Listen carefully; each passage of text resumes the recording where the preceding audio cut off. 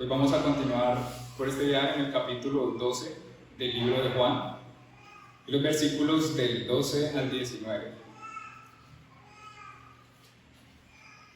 El título para este sermón es No temas, el Rey prometido ha venido. Juan 12, versículos del 12 al 19, dice: Al día siguiente, cuando la gran multitud que había venido a la fiesta oyó que Jesús venía a Jerusalén, tomaron hojas de las palmas y salieron a recibir a Jesús, y gritaban: ¡Hosana!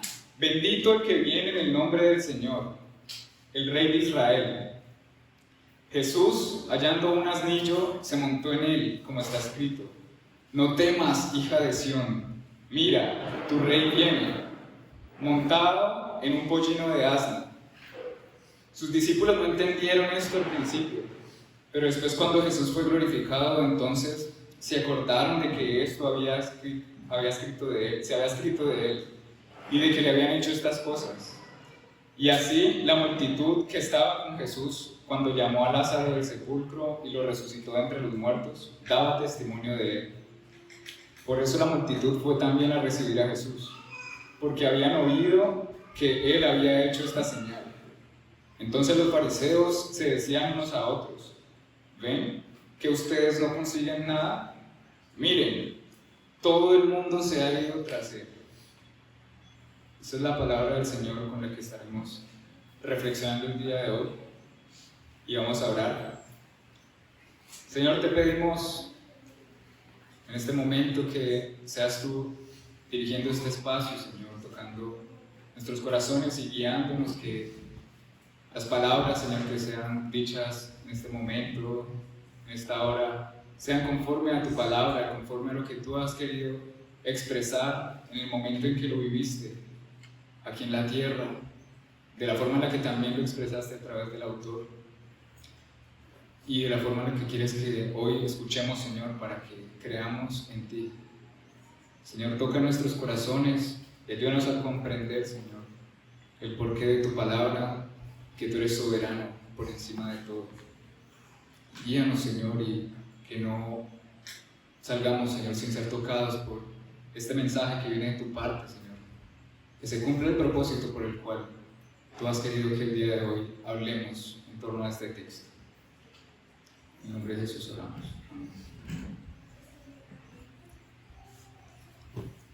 Este texto, como pueden recordar, en Juan 12, estábamos hablando de cuando Jesús resucitó a Lázaro, como él estaba cerca de Jerusalén, y él bajó porque lo llamaron y le dijeron que Lázaro estaba enfermo. Y él le dijo a sus discípulos que aún no era el momento y debía esperar para ir allá. Y la forma en la que él bajó y cumplió con la vida o la resurrección de Lázaro fue en el momento en el que él quiso hacerlo, y llegar al punto en el que él muriera y fuera resucitado por él iba conforme a su plan, lo cual generó que muchos creyeran en él. Y así mismo había conmoción en el pueblo, porque unos creían, otros estaban confundidos, y como lo veíamos, había tensión, y otros estaban detrás de él, otros estaban persiguiéndolo para matarlo, junto con sus seguidores. Vamos a ver una ilustración que nos dé algo de introducción para este tiempo y luego nos ayude a comprender de qué forma el Señor, como Rey, gobierna sobre la vida de alguien si es su voluntad. Y es la historia de Charles Colson. Charles Colson era un asesor de uno de los presidentes más importantes de Estados Unidos, el presidente Nixon, y él era una persona de influencia, tenía éxito político, tenía cercanía directa con el presidente, y por ende tenía poder, tenía reconocimiento. Podemos ver entrevistas de él y sale junto con el presidente, con personas de poder de los Estados Unidos, como alguien importante, y vemos como en su rostro él está camino a cumplir sus objetivos, a poder reinar, tal vez en su vida, tal vez en el poder que tiene sobre ciertas personas o cierto grupo. Pero ver que al él estar en este círculo íntimo también Se decía que haría cualquier cosa para proteger al presidente, al poder que representaba, sin importar los medios ni las consecuencias. Él creía que estaba siendo influyente y que estaba cumpliendo un objetivo bueno, o tal vez en la forma en la que empezó a hacerlo posiblemente no era moralmente correcto, pero era la forma en la que él había decidido reinar su vida o reinar sobre lo que se le había dado. Entonces vino el escándalo del Watergate. Esto fue una serie de actos ilegales y encubrimientos que Colson ayudó a coordinar. A medida que el caso explotó en los medios y en los tribunales, la imagen de poder que había construido comenzó a derrumbarse. El hombre fuerte de Washington quedó acorralado sin respuestas, sin salida, sin orgullo. Su seguridad, su carrera, todo se tambaleaba. En medio de ese caos, Charles Colson tenía un amigo llamado Tom Phillips. Él era presidente de una gran compañía y él lo invitó a su casa para hablarle de algo inesperado, de Jesucristo. Colson no era creyente ni mucho menos religioso. De hecho, siempre había pensado que el cristianismo era una muleta emocional para los débiles. Pero esa noche Phillips le habló con convicción del amor de Dios, del perdón en Cristo, y le regaló un libro llamado Mero Cristianismo, de C.S. Lewis. Colson leyó ese libro con escepticismo, pero algo en él empezó a quebrarse. Lewis hablaba de un orgullo que se disfrazaba de fortaleza y de cómo el verdadero rey, Cristo, vino a reinar no solo sobre gobiernos, sino sobre los corazones de hombres rotos. Esa verdad lo confrontó profundamente. El texto de hoy lo dividimos en 3 puntos. Más adelante vamos a volver a esta historia. Y el primer punto va desde el versículo 12 hasta el 15 y dice: reconoce al rey prometido que viene en nombre del Señor. El segundo punto: el rey prometido viene, debes comprender su propósito, en el versículo 16. Y el tercer punto: aunque no comprendas, el rey cumple su plan, en los versículos del 17 al 19. El énfasis de este mensaje es: no temas, el rey prometido ha venido, cree en él y síguelo. Empezando a desarrollar el primer punto: reconoce al rey prometido que viene en nombre del Señor. Vamos a leer los versículos del 12 al 15 y ver cómo fue esta llegada del rey. Al día siguiente, cuando la multitud que había venido a la fiesta oyó que Jesús venía a Jerusalén, tomaron hojas de palmas y salieron a recibir a Jesús y gritaban: ¡Hosana! Bendito el que viene en el nombre del Señor, el Rey de Israel. Jesús, hallando un asnillo, se montó en él, como está escrito: no temas, hija de Sión, mira, tu rey viene, montado en un pollino de asno. Este es el recibimiento del rey, después de que hubiera ocurrido esta señal, que fue de las más grandes y que causó este impacto, que fue la resurrección de Lázaro, y venía acompañada por todo lo que le había hecho. La multitud, las personas en el pueblo habían empezado a creer en él, habían empezado a confiar que el rey prometido, que ellos habían escuchado desde sus antepasados, había llegado, porque estas cosas no podían ser hechas por hombres, y ellos pensaban: llegó el Mesías, Hosana. Salieron a recibirlo, una multitud. Mientras él estaba junto a sus discípulos, ellos salieron a cumplir, no solo con un acto de recibimiento aleatorio, sino cumplir con la palabra de Dios, como lo vemos en Zacarías 9, versículos del 9 al 10. Regocíjate, soberana mía, soberana hija de Sión, da voces de júbilo, hija de Jerusalén. Mira, tu rey viene a ti, justo y dotado de salvación, humilde, montado en un asno, en un pollino, hijo de asna. Destruiré el carro de Efraín y el caballo de Jerusalén, y el carro de guerra será destruido. Él hablará paz a las naciones, y su dominio será de mar a mar, y desde el río hasta los confines de la tierra. Ellos confiaban que se estaba cumpliendo esta promesa. Ellos sabían y tenían presente en su corazón que un rey prometido iba a llegar. Pero tal vez la forma en la que ellos esperaban que ese rey reinara no era en realidad como Cristo y el plan de Dios destinaban que Él lo viniera a hacer. Hosana, decían, bendito el que viene en el nombre del Señor. Hosana podemos verlo aquí como una frase, una palabra tal vez conocida, pero Hosana es un término hebreo que significa sálvanos ahora, por favor rescátanos. En el arameo y el hebreo originalmente era un grito de ayuda, Hosana, un grito de alegría, dice un grito o un llanto. Era un pueblo que estaba siendo oprimido en ese momento, un pueblo que había pasado por guerras, por expulsión, habían vuelto a la tierra de Jerusalén, estaban siendo dominados en este momento por el Imperio Romano.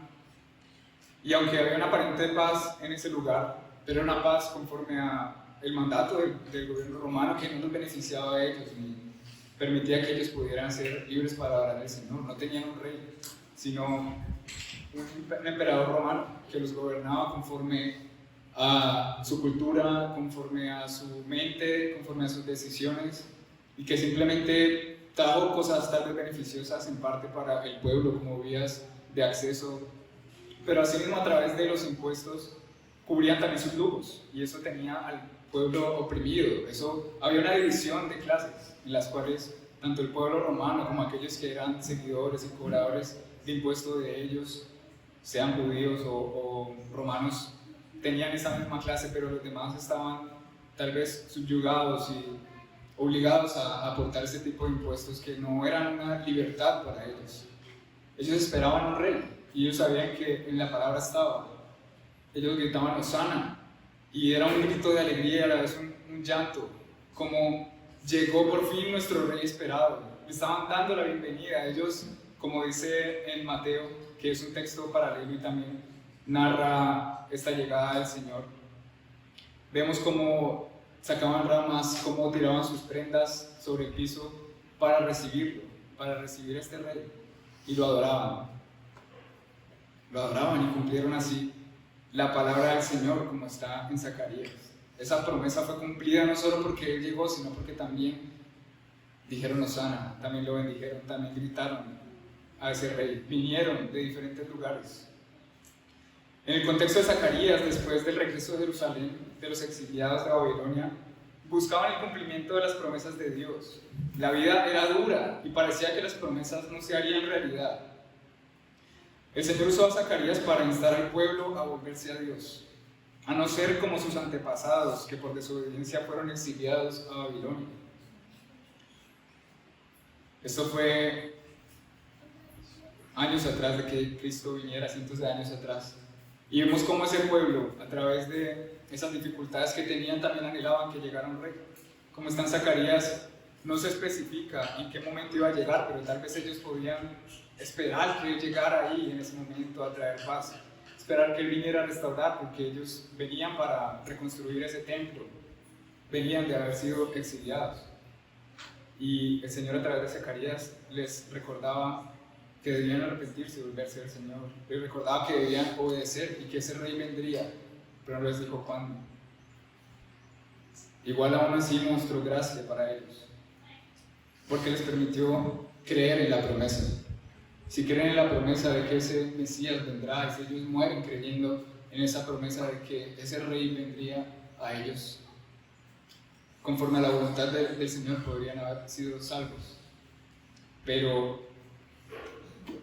podemos ver cómo también el momento en el que llegó la promesa de Dios por medio de Zacarías, pero no especificó el momento en la realidad, también está el momento en el cual estaba ocurriendo, que fue cuando Cristo llegó, se hizo humano y estaba ahí en el pueblo siendo recibido por las personas. Ellos nuevamente creían que llegó el rey, ya viéndolo ahora, pero que iba a ser cumplida, iba a ser satisfecha su necesidad terrenal en ese momento, pero no comprendían el reinado que el Señor iba a establecer, que era espiritual y no físico.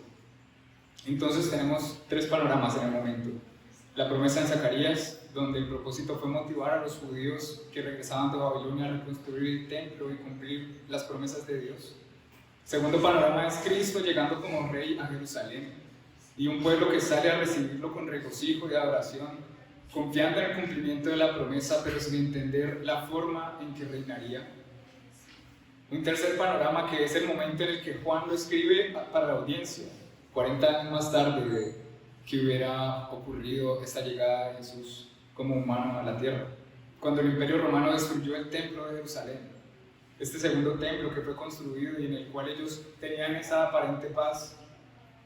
Aquí, cuando Juan escribió este libro para narrar esta historia de la llegada de Jesús y todo lo que hemos leído anteriormente, ellos se encontraban aislados, ellos se encontraban en persecución.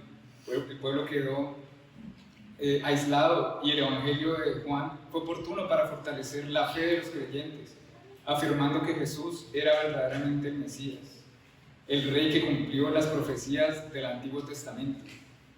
Vemos cómo aún el pueblo que estaba ahí, algunos de ellos estaban vivos cuando Jesús pasó por la tierra, pero podían olvidar que Él cumplió la profecía al venir. ¿Y cuál era el reino que Él vino a establecer aquí en la tierra? Era lo que Juan estaba transmitiendo a través de este libro, para que ellos crean en Él, para que ellos crean en la promesa que fue cumplida en Cristo Jesús. Lucas 19, del versículo 37 al 40 dice: cuando se acercaba junto a la bajada del monte de los olivos, toda la multitud de los discípulos, regocijándose, comenzó a alabar a Dios a gran voz por todas las naciones que habían visto, diciendo: bendito el que viene en el nombre del Señor, paz en el cielo y gloria en las alturas. Este es un texto paralelo donde se narra la misma historia. Bendito sea, hosana, paz en el cielo, gloria en las alturas. Ellos confiaban que se estaba estableciendo el cielo en la tierra. Entonces algunos de los fariseos de entre la multitud dijeron: Maestro, reprende a tus discípulos. Pero él respondió: les digo que si estos se callan, las piedras clamarán. En los tres panoramas vemos cómo el mensaje del Mesías prometido se predicaba como medio de gracia para que creyeran en él. ¿Cómo impactará esto en nuestras vidas ahora? Tal vez estamos en un cuarto panorama, donde el Señor nuevamente nos está compartiendo este mensaje. Pero ¿qué debemos hacer? Es confuso. ¿Nosotros estamos siguiendo su reino o estamos creyendo en un reino establecido bajo nuestra mente, bajo nuestra sociedad, bajo el mundo? Pero no temas. El Rey prometido ha venido. Cree en Él y síguelo. En el segundo punto vemos cómo el Rey prometido viene. Debes comprender su propósito. En el versículo 16. Sus discípulos no entendieron, dice el versículo 16 de Juan 12. No entendieron esto al principio, pero después, cuando Jesús fue glorificado, entonces se acordaron de que esto se había escrito de Él, de que le habían hecho estas cosas. Podemos ver que los discípulos estaban caminando con Él, pero en ese momento no entendieron. ¿Cómo podríamos decir? La multitud lo seguía, pero ellos no entendían por qué el Rey había venido, y aquí nos dice que aún los discípulos tampoco entendían. No entendieron esto al principio. Y resulta que hay dos puntos en los cuales podemos ver por qué los discípulos no entendían, y aún así también la multitud. El primer punto es porque ellos esperaban que el Rey llegara a satisfacer sus necesidades, pero no comprendían cuál era su verdadera necesidad. Sus discípulos habían estado caminando con Él, pero no recordaron la promesa que estaba escrita, sino hasta que fue cumplida por Él en la cruz, al verlo resucitado y glorificado en la ascensión. Ellos, al igual que la multitud, esperaban a un Mesías que restaurara el reino político de Israel y expulsara a los romanos. El segundo punto y más importante por el cual no comprendían es porque el plan de Dios aún estaba velado. Aún tenía un velo que impedía ver y comprender estas palabras que el Señor estaba hablando a ellos. También así, cuando les habló de que Él debía morir, ellos no comprendían, decían: Señor, no comprendemos. Pero hubo un momento en el que comprendieron, y esto tenía un propósito. Antes de que se cumpliera la profecía de Zacarías, no tenían cómo comprenderla de manera espiritual. Todo lo que estaba en la ley estaba velado. El Señor dice en 2 Corintios 3, del 14 al 16, que el entendimiento de ellos se endureció, porque hasta el día de hoy, en la lectura del Antiguo Pacto, el velo permite sin alzarse, pero solo en Cristo es quitado. Y hasta el día de hoy, cada vez que se lee a Moisés, un velo está puesto sobre sus corazones. Pero cuando alguien se vuelve al Señor, el velo es quitado. Aquí está, el velo aún no había sido quitado en este momento. Ellos podían tal vez creer en la promesa, así como en el tiempo de Zacarías, pero él les estaba hablando ya cómo el cumplimiento de esa promesa estaba llegando en este momento a través de él, y ellos no entendían por qué lo adoraban como rey de esta forma, llegando él en un asno, porque aún no había sido revelado para ellos. Vivir creyendo que hacemos parte del reino y seguimos al rey, pero aún no comprendemos su promesa y su reinado, puede ser como estar confundido, así como ellos. Todos aquellos que no han nacido de nuevo, sus afectos están con el mundo, con satisfacer sus propios deseos y placeres, tomar las decisiones basadas en la necesidad presente y no en la vida eterna junto a Cristo. Pero el Rey ha venido. El Rey ha dejado su trono para salvar a los que el Padre le ha dado, y todo ha obrado para que creamos en Él. Juan lo recordó a la audiencia para que no olvidaran que la promesa había sido cumplida en Cristo, que a pesar del panorama de persecución y preocupación, Cristo venció y es su Rey para vida eterna. Y Dios te lo está recordando a ti también en este día. Pero ¿quién es el Rey de tu vida? ¿La sociedad? ¿El contexto? ¿Una autoridad terrenal? ¿Tu pecado? ¿Tú mismo? La decisión que tomas, si es contraria al reino que Dios ha venido a establecer en la tierra, está siendo el Rey de tu vida. ¿Pero tienes la capacidad de reinar sin Dios? ¿Quién está reinando tu vida entonces? Es algo que podemos preguntarnos en este momento. Tal vez así como ellos en ese momento estaban tratando de comprender algo, tal vez así como Charles Colson estaba tratando de vivir su vida conforme a su voluntad, conforme a sus deseos, satisfaciendo lo que pensaba que lo beneficiaría más, tanto en el tema financiero como de poder. Él en realidad estaba reinando su vida. Pero ¿será que podemos reinar nuestra vida? ¿O será que tenemos la capacidad de elegir e ir por este Rey que ha venido a nosotros? Aquí hay un panorama confuso, un panorama en el cual el Rey llegó. Algunos lo están siguiendo, pero no saben por qué.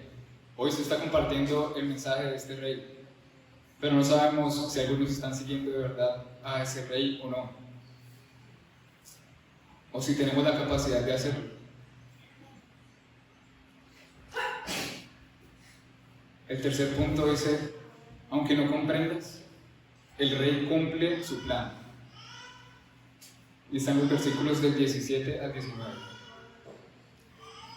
Y así la multitud que estaba con Jesús, cuando llamó a Lázaro del sepulcro y lo resucitó de entre los muertos, daba testimonio de él.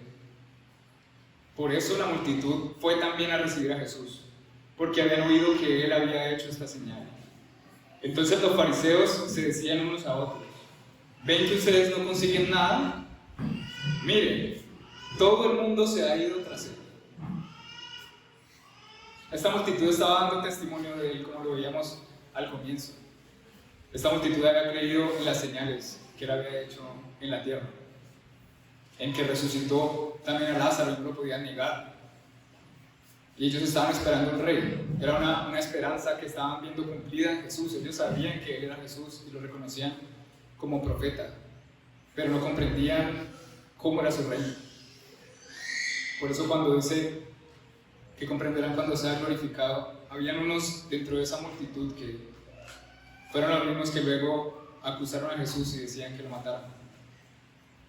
Porque como el rey que había venido había sido tomado preso, como ese rey libertador que iba a reinar sobre ese imperio romano podía ser atado por ellos y colgado. Desde que lo apresaron ya las personas empezaron a dudar, no, este no era el rey que estábamos esperando, este no era el rey. Los mismos romanos decían, este no es el rey de Israel. si es el rey de Israel, ¿por qué no baja de esa cruz? Y es la forma en la que podemos comprenderse, al ver que como queremos que el reinado en nuestra vida se cumpla y al ver que no está siendo cumplido, estamos en realidad creyendo en ese rey. Estamos creyendo en ese rey que vino a establecer su reinado para vida eterna, que dejó su trono para venir a salvarnos, que dejó su trono para vencer sobre el pecado y sobre la muerte. Eso es lo que el Señor nos quiere recordar a través de esta palabra. La multitud testificaba a causa de la señal. Los fariseos se lamentaban porque a pesar de sus intentos, la gente no paraba de seguirlo. Y aún al Cristo morir y resucitar, fue el cumplimiento de su promesa. El Rey cumple su plan y su promesa, aún por medio de aquellos que están en su contra. Los intentos o planes contrarios a la voluntad de Dios no dan en el blanco. Aunque no comprendas, el Rey cumplirá su plan. Arrepiéntete y síguelo.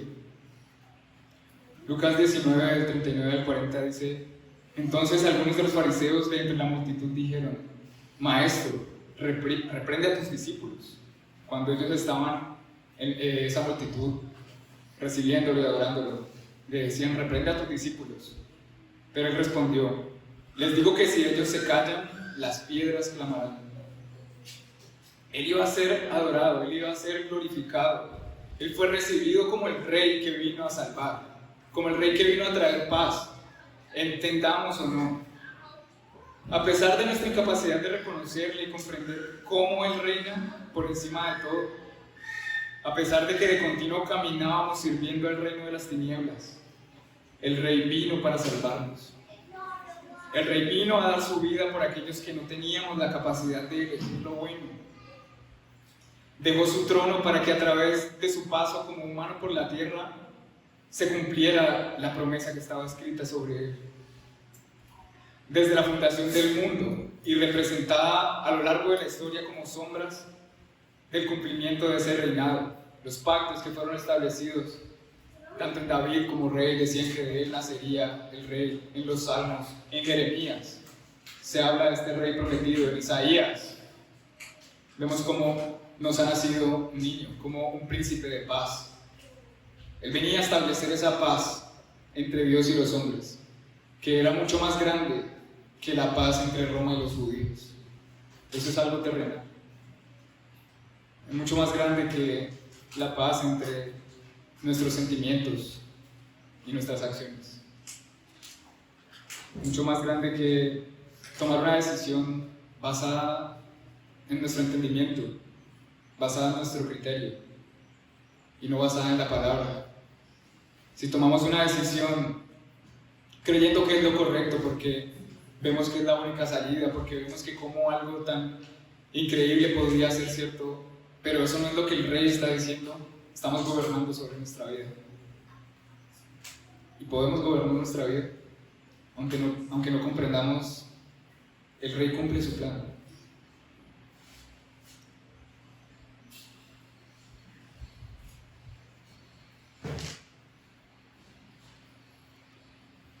Podemos adorarlo por lo que significa que haya venido. Ahora que por su gracia comprendemos por qué es nuestro príncipe de paz, que nos rindamos con gozo ante nuestro Rey y seamos embajadores de su reino. Esta venida de Él, este grito: Hosana, el Rey ha venido. Hosana, sálvanos. Nos alegramos de que Él haya venido. Podemos reconocer que si creemos en Él, seremos usados como embajadores de su reino. Y el Rey vino, y el Rey reina aquí, entendamos o no.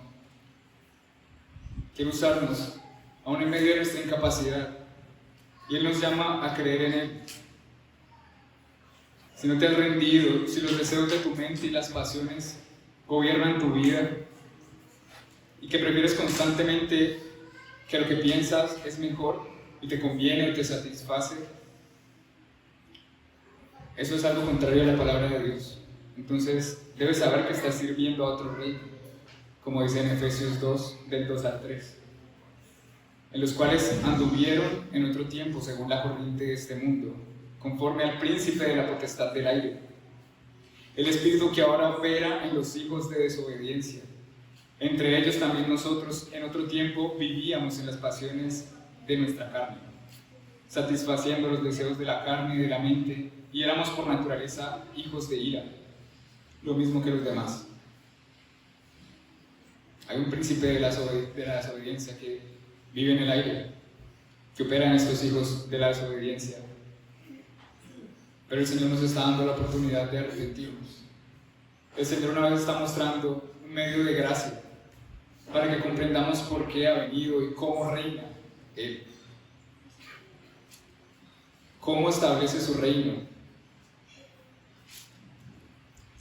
En la historia de Charles Colson, unos días después de esa conversación que tuvo con su amigo, se sentó en su automóvil, solo, en ese momento rodeado de oscuridad, sin cámaras, sin micrófonos, y lloró como un niño. No por miedo a ir a la prisión, ya que lo habían condenado porque se descubrió y se probó este delito, sino porque comprendió algo. Todo el poder humano era efímero. Él necesitaba rendirse al verdadero rey. Y ahí en ese auto entregó su vida a Jesucristo. Poco tiempo después, Colson fue condenado y enviado a prisión por su participación en Watergate. Pero lejos de ser el fin, fue el comienzo de una nueva vida, y en prisión describió una libertad que nunca había conocido, la de vivir bajo el reinado de Cristo. Y fue allí donde nació una visión: servir a quienes el mundo olvida. Fundó Prison Fellowship, una organización cristiana que hoy sigue ministrando a miles de presos en todo el mundo con el mensaje de salvación. Colson llegó a decir: encontré más libertad en una celda de prisión con Cristo que en los pasillos del poder sin Él. Él empezó a trabajar para el reino al cual había sido llamado y dejó de trabajar para el reino de las tinieblas. No importa qué tan corrupto, torcido, perverso sea tu pecado, el Rey ha venido y te llama a creer en Él. Él reina y te saca de la comodidad que no te permite avanzar conforme a los propósitos que Él ha trazado en tu vida. Él reina sobre la inseguridad que te lleva a pecar contra los demás para buscar seguridad, mostrándote que cumple sus promesas y puedes confiar en que nadie puede reinar mejor que Él. Él vino como Rey para vencer el pecado que te lleva a escapar de tus cargas por medio del placer sexual, para que gozándote en Él puedas encontrar regocijo al adorarle, apartándote del mal camino. Ha venido para gobernar tu mente y darte seguridad para tomar las decisiones que parecen imposibles. El Rey ha venido y gobierna. El Rey vence y su reino es más grande que lo que podemos ver en la tierra y lo que la sociedad nos muestra. Él no ha venido para poner orden en la sociedad como nosotros lo hemos creído. Él ha venido para traer la paz entre nosotros y Dios y para establecer un reino eterno. Ellos no comprendían porque sus ojos estaban en un reino terrenal y pasajero, pero el reino que Él venía a establecer era eterno. Ese reino está establecido para aquellos que creen en Él. Él nos llama a creer en Él y nos dice que no temamos, que Él ha venido, que nos arrepintamos y que creamos en Él. Debes reconocer si has estado intentando reinar tu vida, pero que la única esperanza es que sigas al Rey que ha venido por ti. Su venida revela por qué el pueblo le seguía. El llamamiento es irresistible y hace que no se pueda resistir a pesar de la persecución. Debes comprender algo: el Rey cumple su plan y Él recibe adoración de los que están en el cielo, en la tierra y debajo de la tierra. Filipenses 2, 9, 11 dice: por lo cual Dios también lo exaltó hasta lo sumo y le confirió el nombre que es sobre todo nombre, para que el nombre de Jesús se doble toda rodilla de los que están en el cielo y en la tierra y debajo de la tierra. Toda lengua confiese que Jesucristo es Señor, para la gloria de Dios. Toda rodilla se doblará ante este Rey. Él es soberano y nosotros no somos mayores que Él, y aunque decidamos ir en contra de Él, al final todos terminarán postrados ante Él, crean o no, lo sigan o no. en el cielo, en la tierra y en el infierno, todo el mundo se postrará ante Él como Rey. ¿Qué reino estamos siguiendo? Pero no temas, el Rey ha venido y usa una vez más como medio de gracia este mensaje para que te arrepientas, lo reconozcas, le creas y lo sigas. Adorémoslo como aquel que ha recibido su gracia y vive para Él, y ya no vive más para sí mismo. Que este mensaje nos ayude a recordar cada día y ver cómo hemos estado intentando reinar, en lugar de reconocer que ese Rey ya vino y que ese Rey es el único que sabe reinar correcta y justamente para traer salvación y para traer respuesta a lo que el alma está necesitando desde la creación y desde la fundación del mundo.